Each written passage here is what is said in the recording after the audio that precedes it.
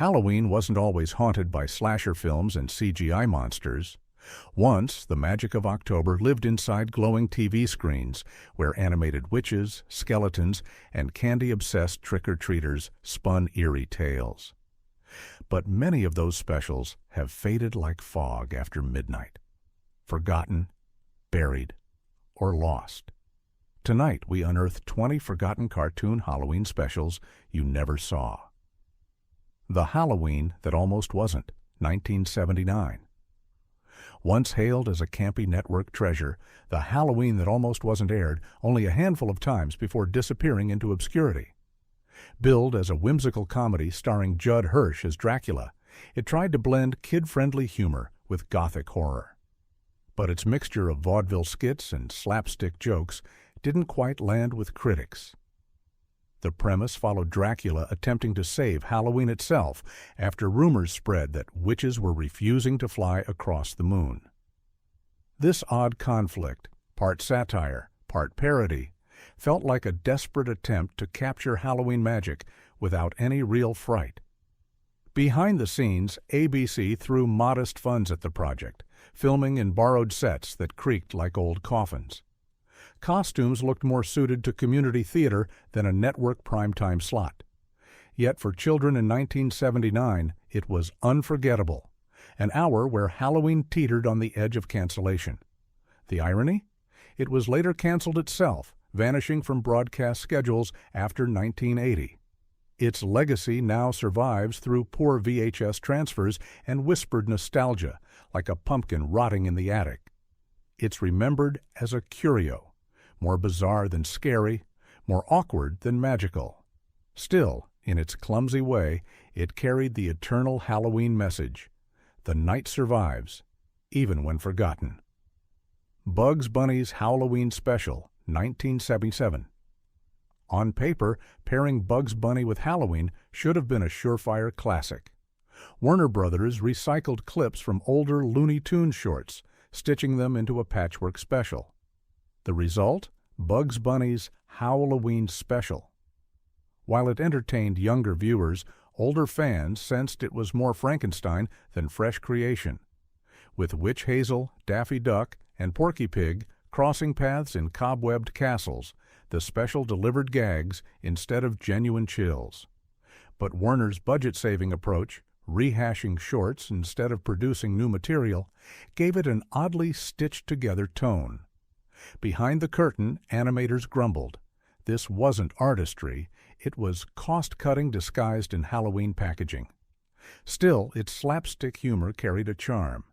Kids laughed as Bugs evaded witches with carrot-fueled bravado. But adults? They sighed, longing for the days of original shorts.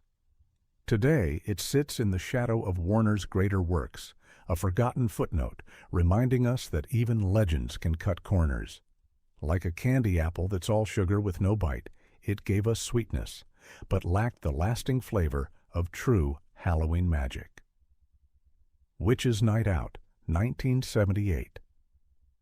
Airwaves, briefly, shimmered when Witches' Night Out aired on NBC.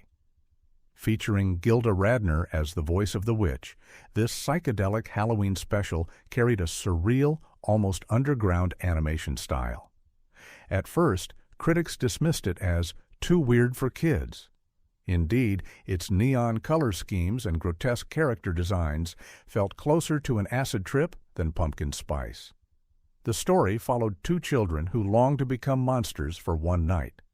Their wish is granted, but chaos ensues when they realize that becoming frightening isn't the same as feeling powerful. The animation, sketchy, pulsating, nearly uncomfortable, reflected the moral undertone. Appearances can deceive. Fear is fleeting.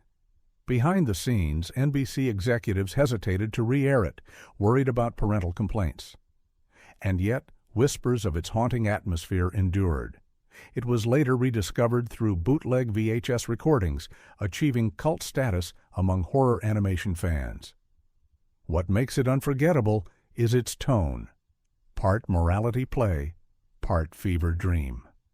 More unsettling than cozy, more strange than sweet. It remains proof that Halloween specials weren't always safe. They could be as haunting as the holiday itself.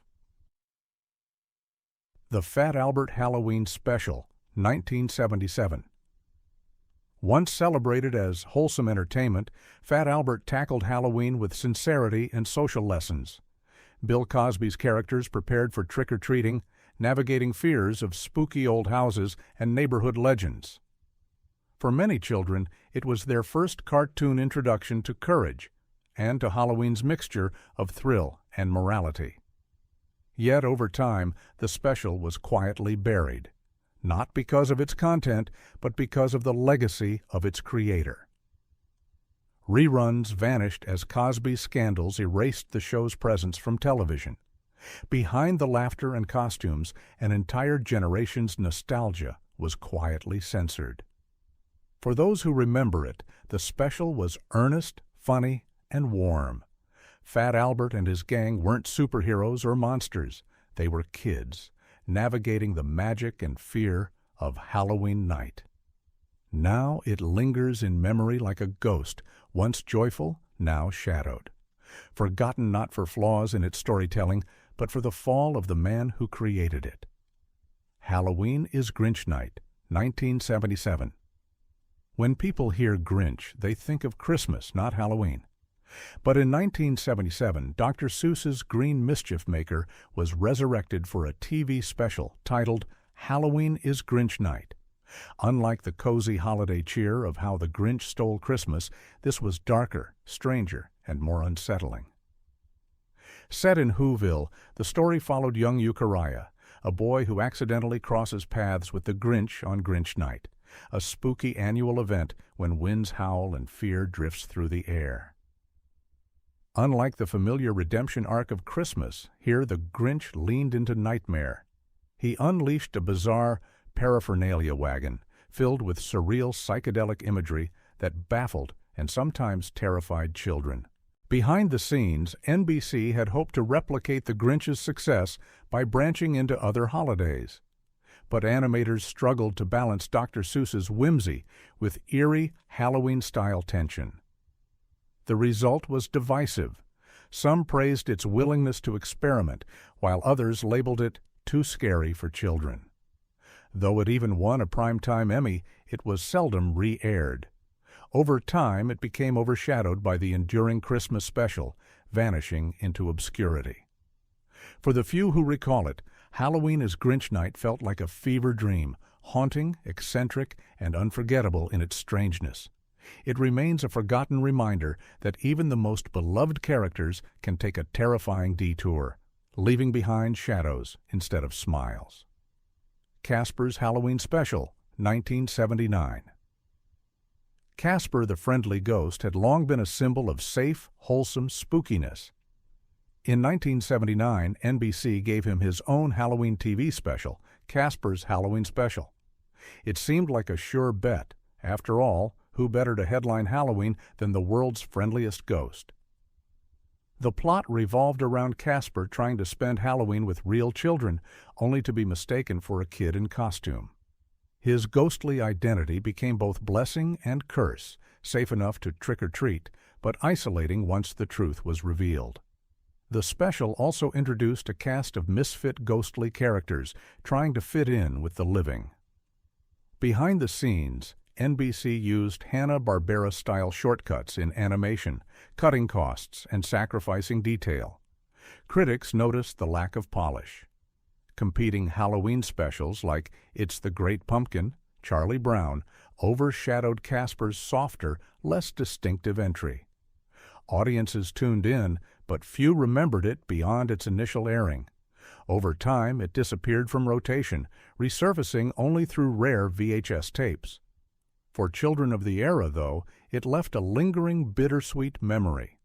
Casper yearning to belong, wandering through orange-lit streets like a lonely candle in the dark.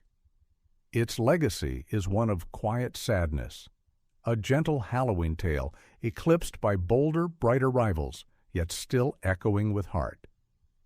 Pac-Man Halloween Special, 1982. In the early 1980s, Pac-Man fever swept the globe. Arcades overflowed with quarters, and Saturday morning cartoons capitalized on the craze. In 1982, ABC aired Pac-Man Halloween Special, a holiday-themed episode of the Pac-Man animated series.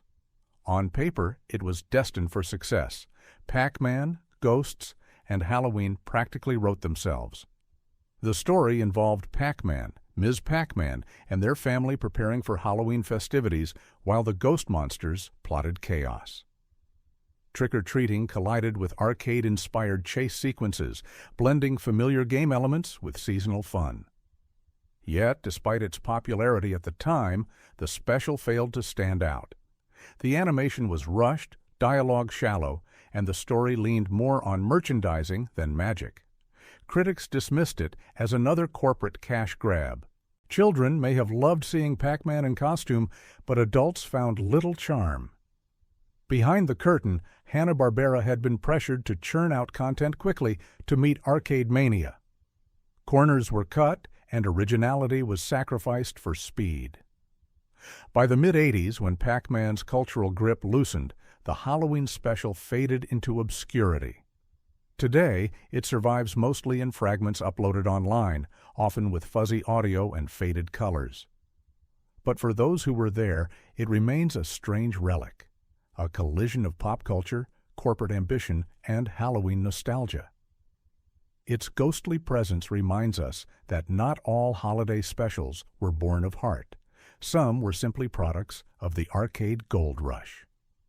The Flintstones Halloween Special, 1979. By the late 70s, even the prehistoric family of Bedrock couldn't resist Halloween. Hanna-Barbera produced the Flintstones Halloween Special, hoping to ride the coattails of their holiday-themed programming success. But instead of carving a permanent place in seasonal rotation, it became one of their forgotten experiments. The special featured Fred and Barney stumbling into a haunted house while escorting Pebbles and Bam Bam on a trick-or-treating adventure. Inside, they encountered a parade of ghosts, skeletons, and witches, all animated in Hanna-Barbera's trademark style. The setup promised thrills, but the execution leaned heavily on recycled gags. Critics at the time noted the lack of originality. With limited animation and predictable slapstick, it felt like a stretched-out sitcom episode rather than a genuine holiday event. Behind the scenes, the studio was overextended, producing spin-offs and TV movies for multiple franchises.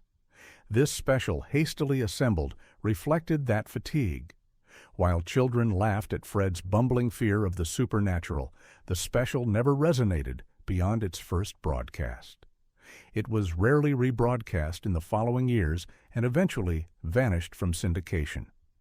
Fans of the Flintstones themselves barely remember it, buried beneath the show's more iconic holiday outings like their Christmas episodes. Today, it remains a faint shadow in the Hanna-Barbera vault, a reminder that even beloved franchises can stumble when chasing seasonal trends. Garfield's Halloween Adventure, 1985. Unlike many specials on this list, Garfield's Halloween Adventure wasn't a flop. In fact, it won an Emmy and became a seasonal favorite for a time. But despite its initial popularity, it has since drifted into obscurity, overshadowed by Charlie Brown's Pumpkin Patch and other perennial reruns.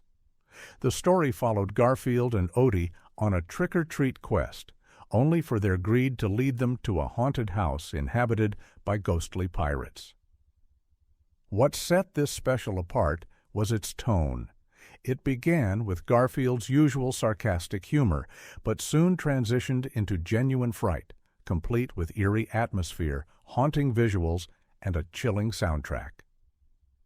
For children expecting laughs, the sudden plunge into horror was unforgettable and terrifying. Behind the scenes, creator Jim Davis wanted Garfield to embrace Halloween's spookier side, pushing beyond comedy. CBS executives were nervous it might be too scary for young viewers, but the gamble paid off, at least for a while. By the late 90s, Garfield's cultural presence waned, and the special fell out of rotation. Today, it exists primarily through DVD releases and grainy YouTube uploads. Those who saw it live still recall its eerie pirate ghosts and Garfield's rare vulnerability. Its legacy? Proof that even a sarcastic orange cat could capture the true spirit of Halloween, humor laced with real lingering fear. The Real Ghostbusters Halloween Special, 1986. When the Ghostbusters animated series launched, it quickly became a Saturday morning juggernaut. So, a Halloween special felt inevitable. In 1986, the Real Ghostbusters delivered exactly that, pitting the team against Samhain, the spirit of Halloween itself. The plot was bold.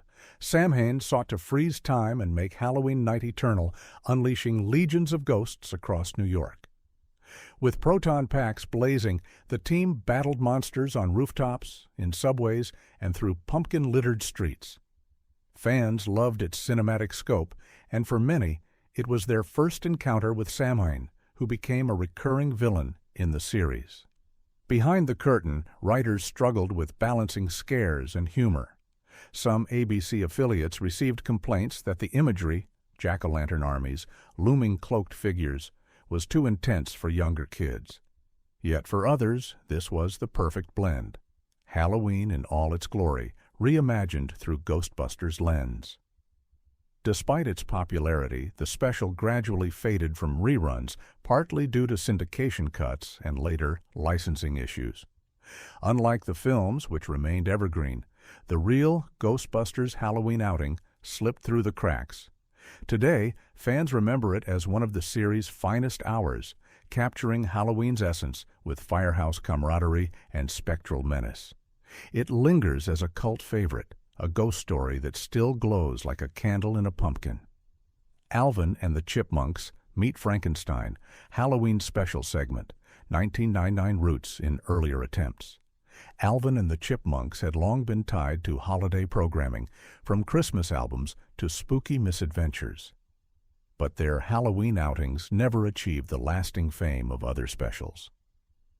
The 1980s saw several seasonal segments, culminating in their later crossover films like Alvin and the Chipmunks Meet Frankenstein. In their Halloween special attempts, Alvin, Simon, and Theodore found themselves tangled with haunted mansions, ghostly tricks, and costumes gone wrong. The premise was charming, chipmunk mischief colliding with spooky settings. Yet the execution often felt thin, more like extended sitcom episodes than true holiday events.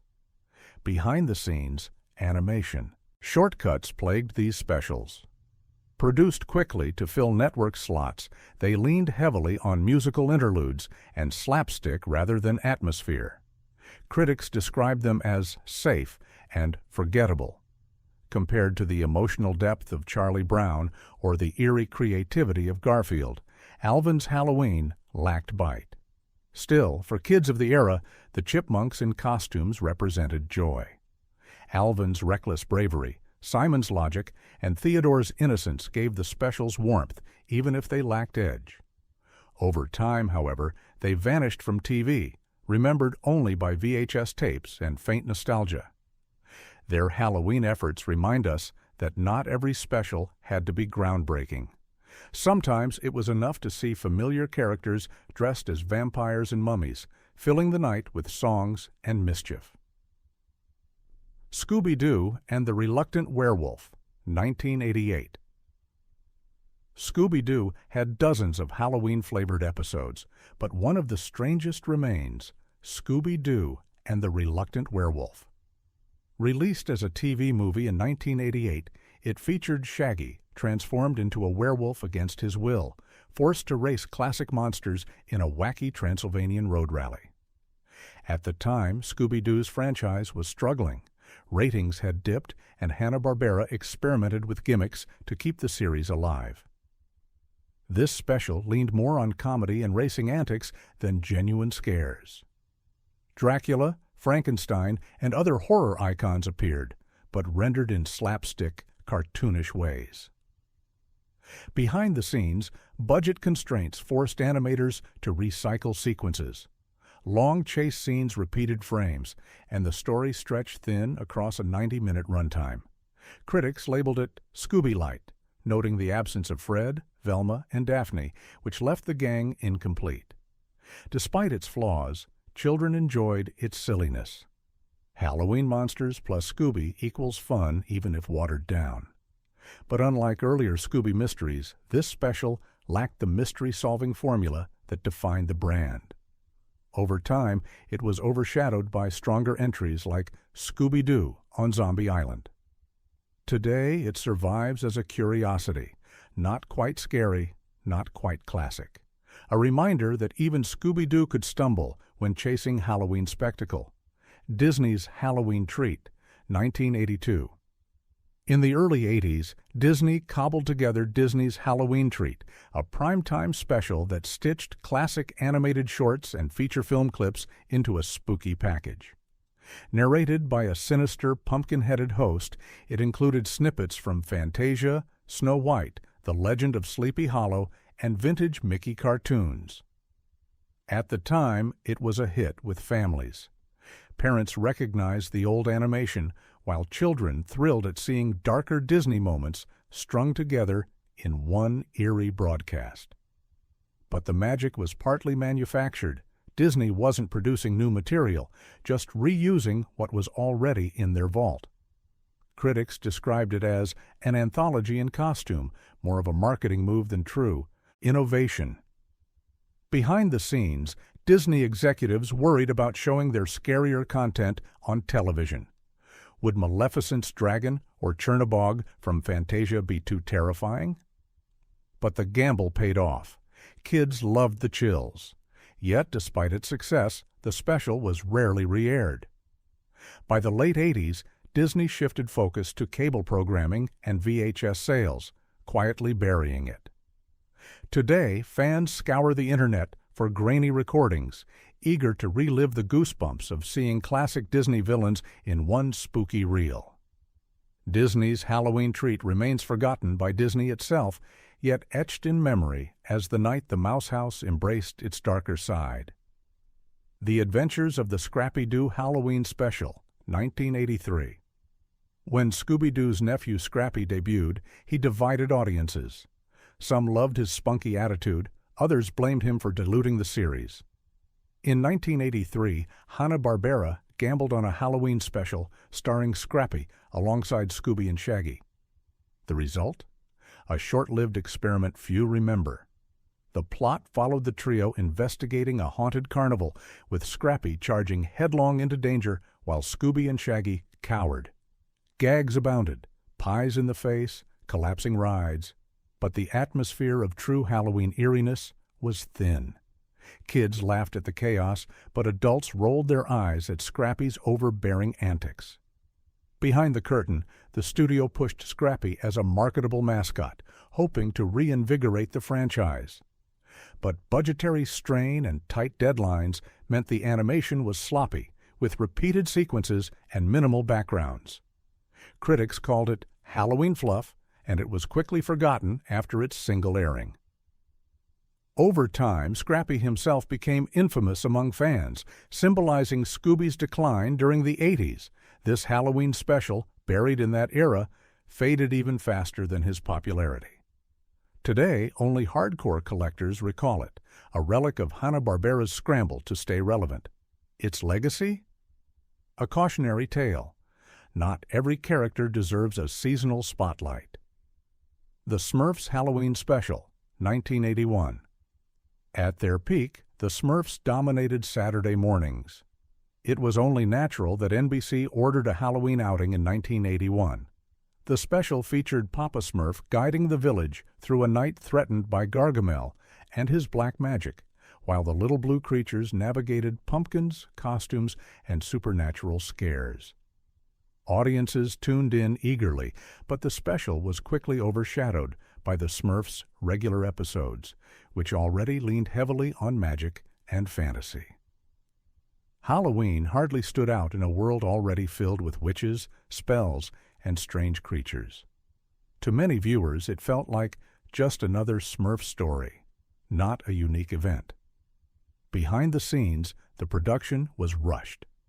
Peyo's original Smurf comics had little Halloween tradition, so American writers improvised.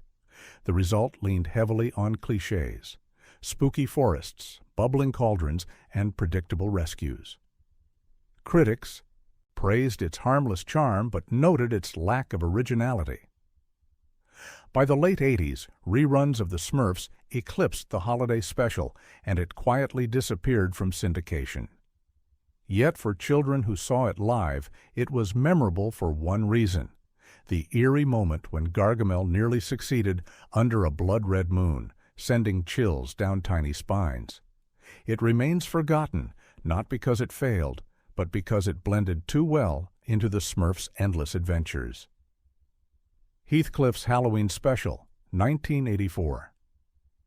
Garfield wasn't the only orange cat with holiday ambitions. In 1984, Heathcliff's Halloween Special aired, featuring the mischievous feline plotting tricks and treats. Unlike Garfield's Emmy-winning outing, Heathcliff's effort lacked polish and quickly vanished into obscurity. The story had Heathcliff leading his gang of alley cats into Halloween mischief, from raiding candy bowls to spooking unsuspecting neighbors. But instead of balancing comedy with atmosphere, the special leaned too heavily on slapstick. There were costumes, pumpkins, and haunted house detours, but little real tension or charm. Behind the scenes, DIC Entertainment faced budget limitations, and it showed. Animation was jerky, background sparse, and the writing uneven. Critics labeled it uninspired, and kids gravitated instead to Garfield's slicker, scarier adventure the following year. Heathcliff, already in Garfield's shadow, couldn't compete. Over time, the special faded entirely from rotation. VHS collectors kept it alive, but mainstream audiences forgot it ever existed. Its legacy is bittersweet, proof that not every cartoon cat could command Halloween glory. Heathcliff tried, but his pumpkin lantern was quickly snuffed out. Charlie Brown and the Great Pumpkin Reboot Attempt, 1992. Everyone knows it's The Great Pumpkin Charlie Brown, 1966, a timeless classic that has lived for generations. But fewer remember the failed attempt to recapture that magic in the early 90s with a Halloween revival special. Titled It's Halloween Again, Charlie Brown, 1992. It tried to modernize the Peanuts gang for a new audience. The premise echoed the original. Linus once again waited in the pumpkin patch for the mythical Great Pumpkin, while Charlie Brown stumbled through another holiday embarrassment. Yet this time, the magic felt forced. The jokes were recycled, the pacing slower, and the sense of wonder diluted. Critics lamented it as a shadow of the original, lacking the heart that made the 1966 special legendary. Behind the scenes, the Charles Schulz team faced pressure from CBS to capitalize on nostalgia. But even Schulz himself admitted that the new material struggled to resonate. Without Vince Guaraldi's iconic jazz score or the freshness of the original voices, it failed to capture lightning twice. Quickly forgotten after its single airing, it vanished from holiday programming. Today, it remains a ghostly reminder. Sometimes, classics should remain untouched. It left behind a simple truth: Halloween doesn't need sequels to stay eternal. Monster in My Pocket, the Halloween Special, 1992. In the early 90s, Monster in My Pocket toys were everywhere, tiny figurines of legendary monsters. Riding the wave of popularity, NBC greenlit a one-off cartoon special, conveniently timed for Halloween. On paper, it was perfect synergy. Toys plus holiday. In execution, it was a flop. The plot followed miniature versions of Dracula, the Mummy, and other creatures battling each other in a suburban neighborhood during Halloween night. Children were supposed to marvel at the blend of monsters and trick-or-treating. Instead, audiences were confused. The storyline was thin, the animation cheap, and the entire program felt more like a toy commercial than a seasonal celebration. Behind the curtain, toy companies pushed hard to use the special as a marketing engine. Writers were given little creative freedom. The priority was selling figurines. Critics slammed it as soulless, and parents recognized the corporate agenda. Ratings were weak, and NBC quietly buried the special, never airing it again. Today, it's nearly impossible to find outside of low-quality VHS recordings. Yet for those who caught it live, it remains a curious memory. A night when Halloween became less about storytelling and more about selling plastic. Its failure is instructive. When profit overshadows magic, even monsters can feel lifeless. Madeline's Halloween Special, 1985. The beloved French schoolgirl Madeline had her own Halloween adventure in 1985, though few remember it today. Produced during a wave of animated Madeline TV specials, this one centered on the girls exploring spooky Paris streets and uncovering ghost stories near an abandoned chateau. At the time, it was praised for its charm and artistry. The gentle narration, rhyming dialogue, and watercolor backgrounds gave it an almost storybook quality. Yet critics noted its lack of scares. It was too polite, too safe for Halloween.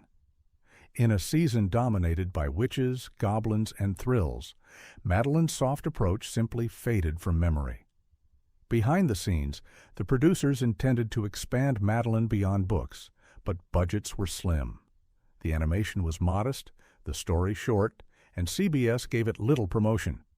Competing against Garfield, Disney, and the Smurfs, it was drowned out. For children who did watch, the image of Madeline and her classmates exploring by candlelight left a cozy impression, more autumnal than frightening. But the special never re-aired widely, vanishing into obscurity. Today, it survives only in fragments online and collector circles.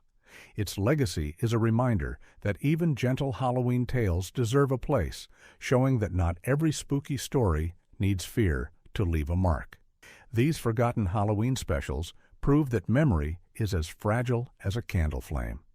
Some were too strange, too safe, or too flawed to last, but each carried a spark of October magic. Which one do you remember? Comment below, like, and subscribe for more haunted nostalgia.